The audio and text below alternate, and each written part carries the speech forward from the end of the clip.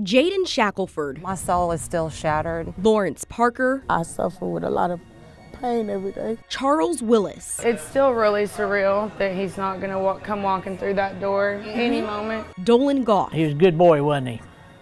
Yes, he was. We gonna miss him. Isaiah Hall. I sure wish I could feel one more of his hugs. Daniel DeGood. He was a large piece of me, and I don't know what to do without that piece. Randy Turner. He was smart. He was funny. Barry Campbell. And he loved very hard. He cared about his family.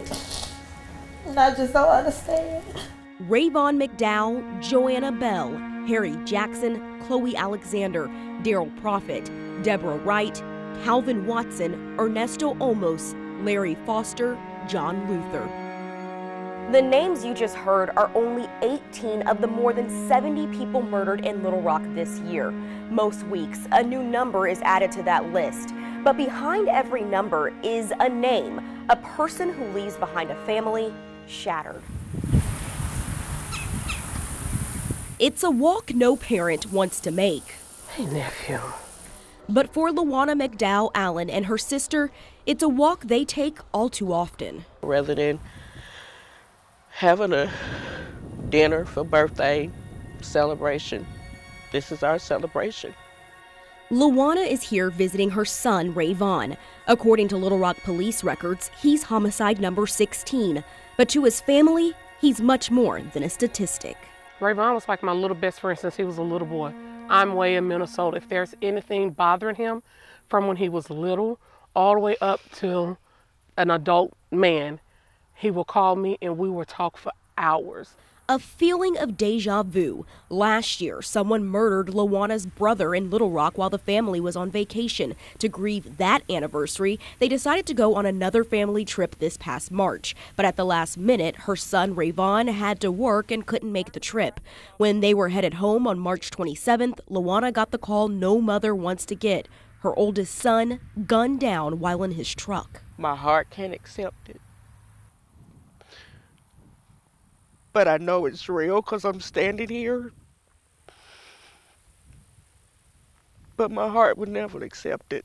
Reality hits often and unannounced. It hits at any second, any moment, any hour. Like when Rayvon's 5-year-old daughter asks questions about her dad.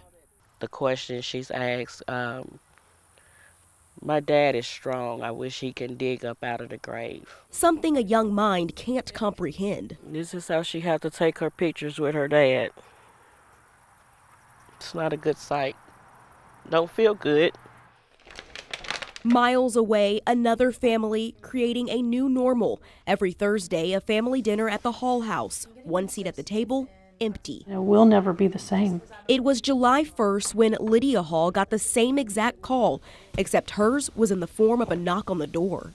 About 1 a.m, and told me that Isaiah had been hurt and they were going to give me a ride to the hospital. Someone shot Lydia's son, Isaiah, in a Walmart parking lot. She and her family were also planning a family vacation, but at the last minute decided to leave on Saturday morning instead of Friday night. That night, her world changed forever. While we were riding to the hospital, Isaiah's father called me. And he told me that Isaiah was already gone. And he just felt like I should know sooner than later and not get to the hospital with some false hope that I would be able to see my son. Isaiah is much more than homicide number 43. He's a son, a brother, a boyfriend, and a protector. He had a heart of gold.